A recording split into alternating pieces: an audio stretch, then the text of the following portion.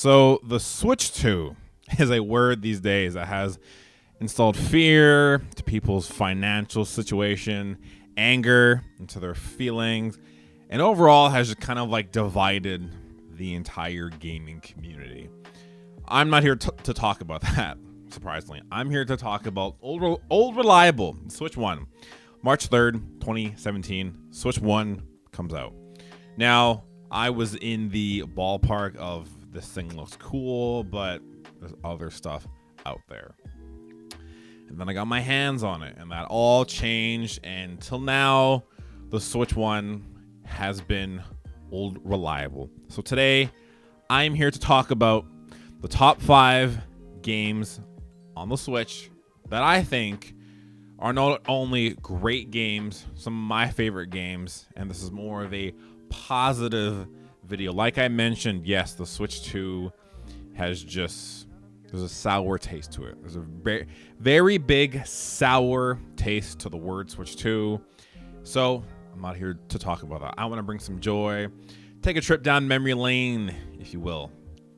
So yes, top 5 Nintendo Switch games that I think transcended time. One of them helped me. I'll get to that. And they're just overall fun. They are some of the highest selling games. And I have a feeling most of you, if not all of you, can agree with me. So shall we get into this? All right, so this list was kind of hard to make in the sense of this library is vast. I mean, from when the Switch launched to now, there have been tons of games I've played, tons of core memories, tons of rolling credits on games. There's been a lot, and this was a little hard to narrow down to just 5. I will be completely honest. I had trouble, but 5 games. When I really thought about it, I went back and 5 of them stuck out. So number 5. Math is hard. Number 5 is none other than Mario Odyssey. Now, I'll just get it out of the way. My favorite 3D Mario platform game, Super Mario Sunshine. I actually have the 3-pack with 64, Galaxy, and Sunshine for the Switch. Hard to find, collector's edition. Anyway, I digress. Mario Sunshine is my favorite 3D Mario game. I'm not sure what I like about that game. The mechanics, story's kind of like whatever, but the mechanics of the game, the exploration, the theme, soundtrack, everything about it was just so fun. It was on the GameCube, came out for the GameCube, and it was a lot of fun. So, Super Mario Odyssey. Some feats to talk about. It has sold 29.4 million copies, came out the same year the Switch did. And when I first jumped into it, I didn't expect it to be as good as it was. I will be honest, when I first saw it, I was like, cool, whatever, a new Mario 3D platform. Who cares? But then I got it, and I was thoroughly surprised at how fun it is. The story in that one was, I guess, a bit better. And everything about it, the mechanics, again, it was basically how I felt about playing Sunshine, but just kind of amplified. I loved the level design. The soundtrack was also very good.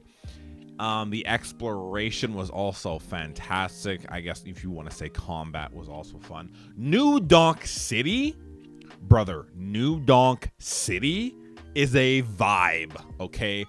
That place is one of the greatest level designs I've played in a while. It is so fun, so enthralling, that I spent a lot of time in New Donk City just kind of exploring, man. It was so much fun.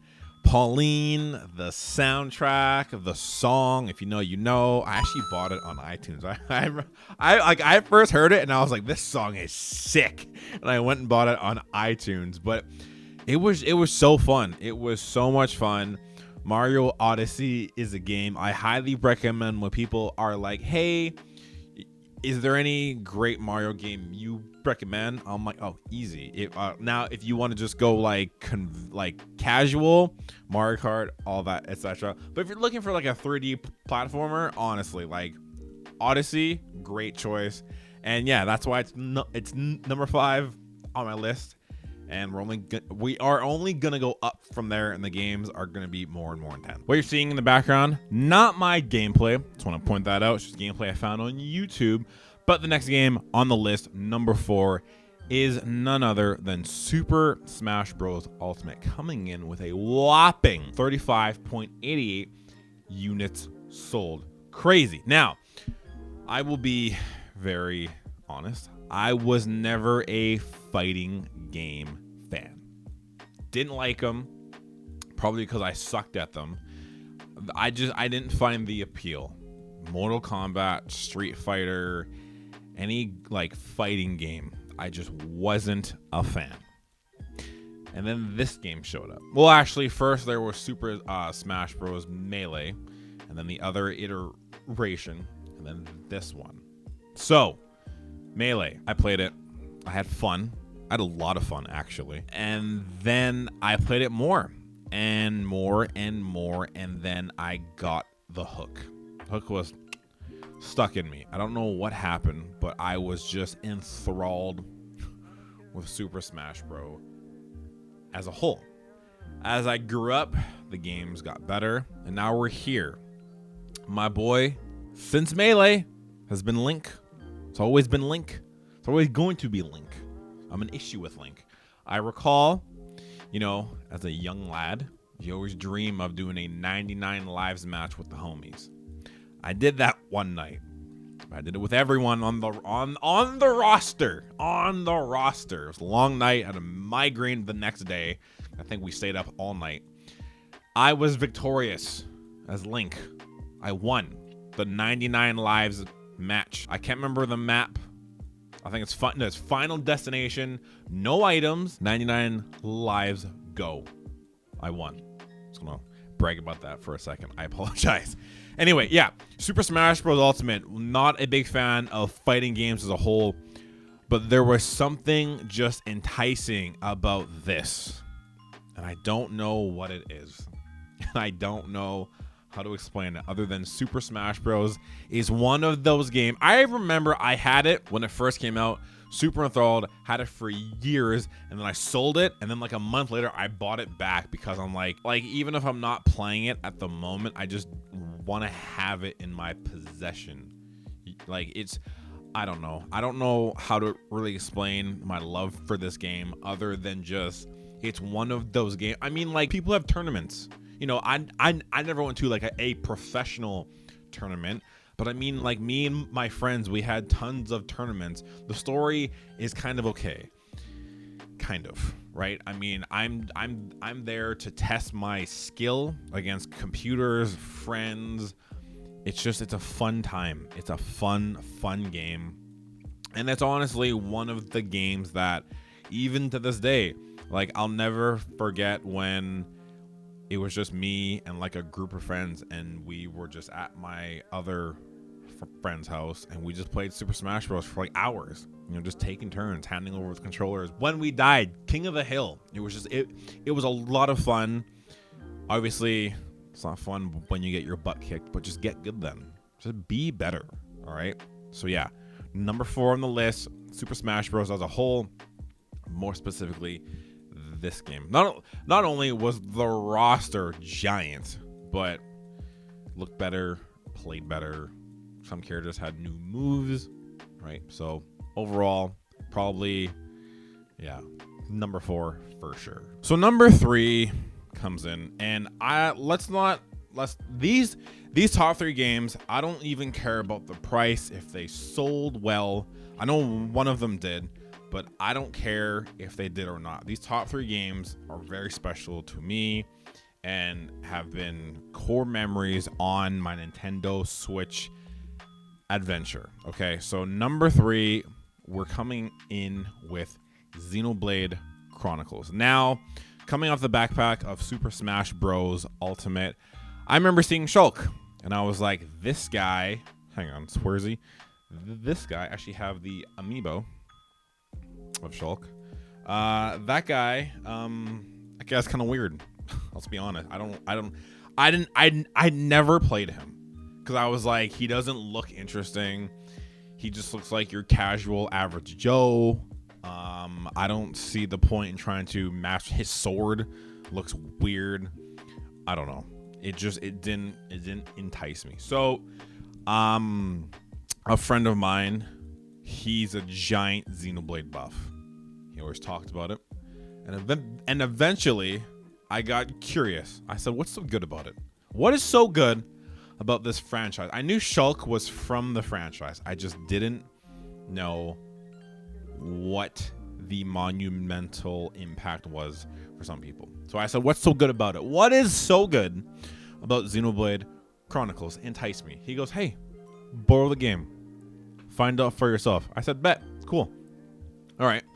So I started. And I was like, okay, I'm learning about the world, learning about everything. And then once the game picked up, if you know, you know, I kind of was like, oh, I get it. I kind of get it. You know, I'm texting him as I'm playing the game, story beat for beat. I'm like, dude, this is crazy. I'm like, this just happened. He's like, oh, don't worry, it gets better.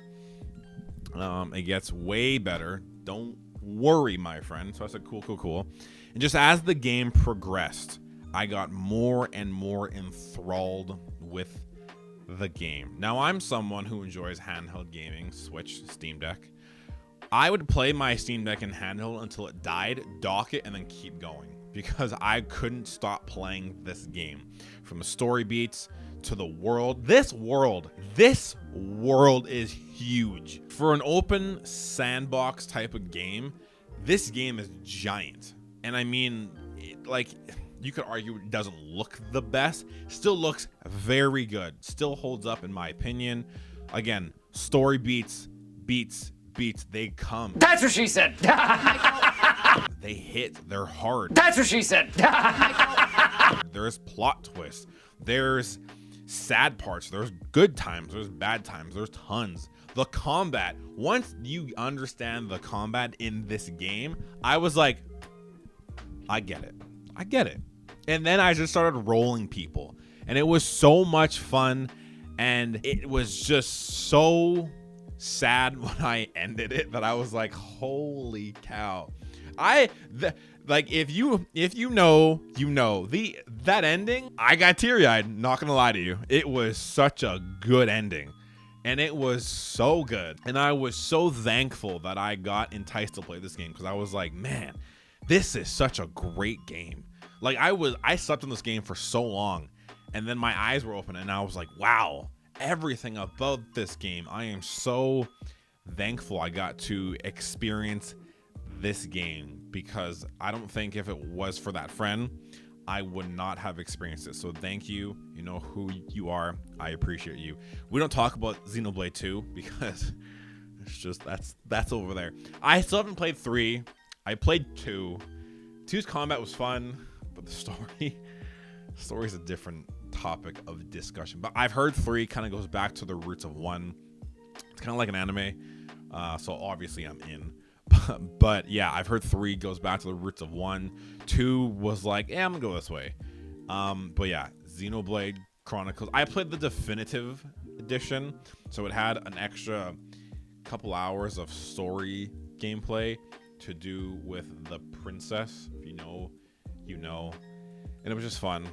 I had so much fun. I'm so thankful I got to play it and experience it. And if you haven't, I highly recommend you check out Xenoblade Chronicles. Okay, so these last 2 games I'm gonna sit down here for the rest of the video and we're gonna talk about them. Okay, number 2, I don't know if I need to even explain a whole lot about it, if I even need to involve numbers. I'm sure most people know how much this game did, units sold wise, and just how valuable it is. It's none other than Legend of Zelda Breath of the Wild. Now, I'm a big Zelda fan, okay? Ocarina of Time is one of my, I damn near say like top 3 favorite games ever. I've mentioned it before. I will once a year boot it up on my Switch, and I will go through it. Sometimes I beat it, sometimes I don't. There is so much of this game that I cherish. I sometimes wish that I could like forget that I played it so I could replay it again for the first time, because it is just one of those games that I think transcends time as just a classic, great game. And it's one of the greatest games I think that has come out in a long time. And you know, to backpack off that, Tears of the Kingdom came out, which was also great. Gun to my head, if someone said pick one to play, which is the better of the two, Breath of the Wild or Tears of the Kingdom, Breath of the Wild wins all the time. And there's one scene in particular in the game that for me, I was hooked right away. It's the scene where Link wakes up, he leaves the cave, and as the cutscene, he runs up to the ledge. He overlooks the Hyrule that we are in, and you can see as far as the game will allow you to, and then the title of the game pops up, and then it seamlessly transitions into gameplay, and you just go. When I first witnessed that much of Hyrule that I could go, I was like, this is it. This is it. This is it. You gave me a open world Zelda game and basically said, you see that peak? Go climb it. You see that ocean? Go swim in it. You see that mob? Go kill them. You see that hill? Surf down it on your shield. You see that little question mark on the map? Go check it out. There was so much of that game that just hit home, and especially being a Zelda fan, having these linear games, and then this one was just it was special. It was very special. Now some could argue that this game's story was meh, which I can kind of get behind. I wasn't like super attracted to the story. It was good. It was very good. It was good. Tears of the Kingdom story is way better. But just as the first one, I don't know. There was something that gripped me about Breath of the Wild that is just so good, and that's why it's number 2 on my list. And it will, like I said, it's one of those games that I don't know if I could never not be in love with. And hell, I even thought of like buying again for the Switch 2 and in replaying it on that with the whole upgraded graphics and everything. I don't know if I will, but it's a thought. But yeah, Legend of Zelda Breath of the Wild, number 2 on the list. Great game. I had to change my entire shirt for this one because this game, I don't know, man. This game is one of those games. And if you can see this and you already know what this is, hey, you're a real one. This game, I think, just has it all, in my opinion. Let's start with the soundtrack. Let's start with the soundtrack of Persona 5 Royale. Is one of the greatest soundtracks I've ever listened to. I have not stopped listening to songs from that soundtrack since I first heard it. Hell, they even came out, I think it was like a day or two ago, with Persona 5 X, the mobile game, song for that. And I have listened to that, okay? The soundtrack is one of the greatest soundtracks I've ever listened to. It is so good, and it is so upbeat, and I love it. Now, let's go the story. The story of Persona 5 Royale is so enthralling, deep, beautiful, and just full of kiddish. Well, I can't say that because there's some pretty dark things in it. Not kiddish, charm. Not kiddish, but just full of charm as well. Okay. Aside from the story, the combat, I mean, it's pretty turn-based. But all I'm gonna say is Okumura's boss fight. That's all I'm gonna say. Okumura's boss fight. That boss fight changed the entire way I play that game. And if you play it, you will know. And if you have played it, then you know. Aside from that, the relationships, the social links, the exploration, story, combat, everything about that game. It was just fantastic, man. Persona 5 Royale. Base story. Flawless. So good. The Royale content only adds so much more flavor to the soup that is that game. It is so good, and I love it so much, and I cherish it, and it came into my life when I didn't know I needed it the most. And right after I beat Persona 5, I started Persona 4 Golden, and that was only this, like, we just leveled up from there. I mean, combat's not over the top as Persona 5, but the story in 4 is damn near perfect. It's good. It's good. It's teetering. It's teetering on perfect. It's great. The group in 4 I think is better than 5. Don't at me. If you want, I can explain. But Persona 5 was just good. It's good. Oh God. I've wanted to replay it again, but a lot of hours. But yes, ladies and gentlemen, my #1 favorite game, Persona 5, on the list of my top 5 favorite Switch games. Guys, this was fun to do. A bit more positive, not talking about the whole Switch 2 debacle, right? But this was fun. I had so much fun. If you made it here, I love you and I appreciate you. Thank you for making it to the end of the video. I have just one favor to ask. Drop a comment. Let me know your favorite games, top 5, top 3, or favorite game of all time. Whilst you're down there, hit the like button, hit the subscribe button, and share this with a fellow Nintendo fan who wants to go down memory lane and just think of the old days, the old times, the great times we had with the Switch. And as always, ladies and gentlemen, boys and girls, ghouls and gals, I'll catch you guys in the next one. Later.